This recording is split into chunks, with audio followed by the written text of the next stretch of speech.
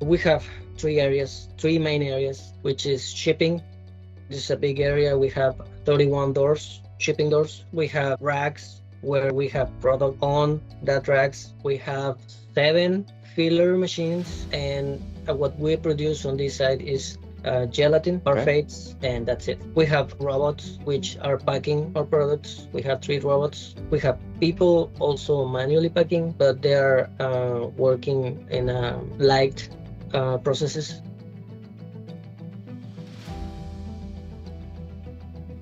When I was supervisor, communication was it has an opportunity on between teams,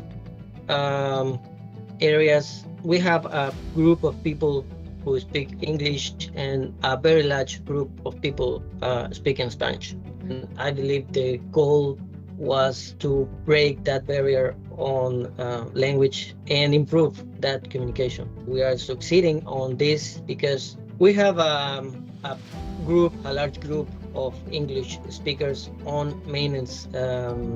Maintenance team is communicating with all around the facility, production, QA, sanitation, even outside.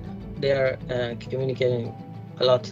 One of the challenge here was to bring at first 2 teams on board on the usage of these devices. Some intricacies of communication between forklifts and production. So the need was that production and forklift drivers need to communicate among them to close orders, to ask for materials, bring people from one side to another. So we start with that on weavix, and of course we had people speaking English and Spanish, so the translation was one of our key points on that. Then we move on with maintenance team found these devices really useful. They are talking about these devices like they are talking like a very useful device. They are pleased on the usage of these devices because they can take pictures, they can receive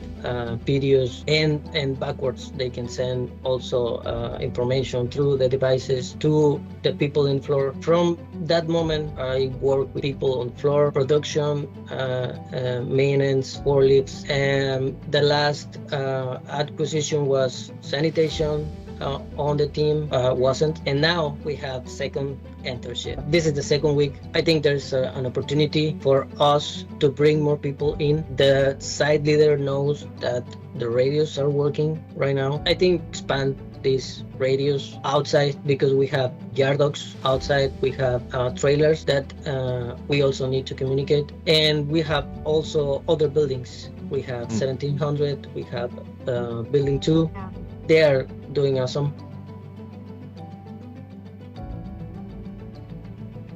We recently received our results for the noise study, and we are above of 89 decibels. The device is clear. We hear clearly because the ones that they are using the device are the leaders, and the leaders have the opportunity or they have access to aisles which are not near from the machines. With the other provider, the other radios, the Kenwood radios, we have spots with one speaker, and these speakers are spotted on really far places from the machines. If they cannot feel that they are hearing, they can go out and they can figure this thing out on what they need to communicate. Also, they can speak with the Walt, and if they is answering them, I mean, they can read the message on the Walt. So that noise, it's not being a problem with the noise.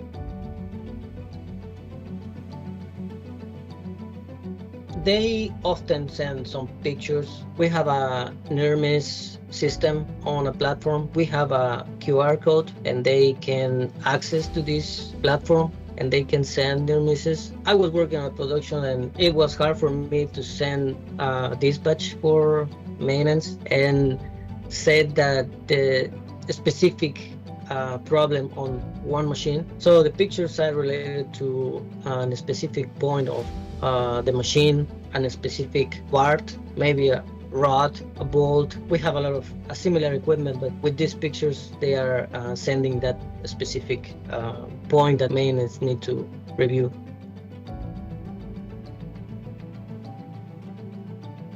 The first time that they used the radios, they thought that the radios were like fragile or like a cell phone. These radios, you can use them as a normal radio and it's still working well. I mean, we have wet environments, cold, we have heat. The radios works the same on both outside.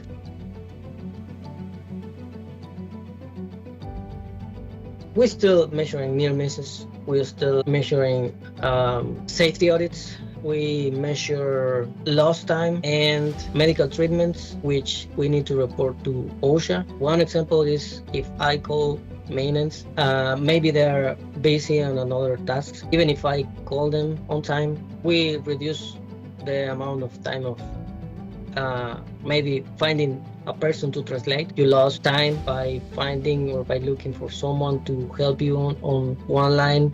20% of that of lost time, it has been improved with the radios.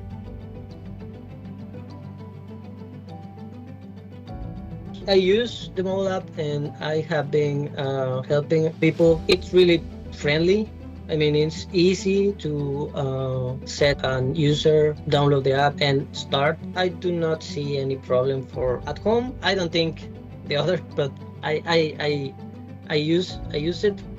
For example, last week it helped me to see how second and third shift was working with the weavix, and that is when I realized that works. I normally go home and I'm trying to forget everything about work. I think I sent a couple of mass alerts last week because the weather it helped us to maintain all. I mean, at least the main crew communicate, leaders and supervisors, and then can cascade to their teams.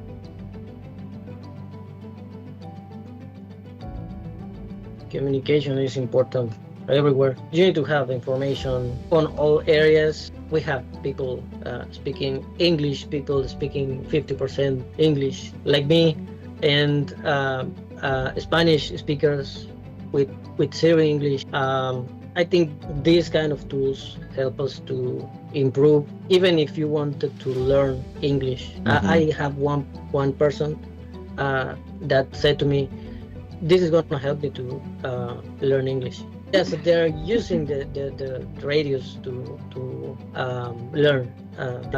It would be good. Also, we have one folk on maintenance who is learning Spanish at school.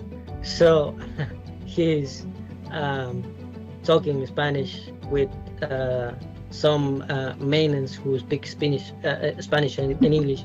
But yeah, I mean, this person is put some effort and he's trying to learn English through the radios.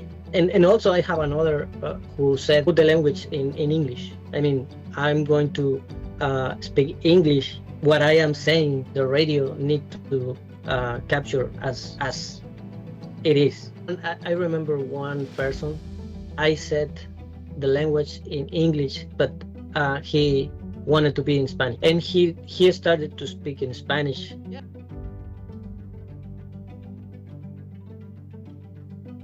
I mean, are you asking me if I recommend this product?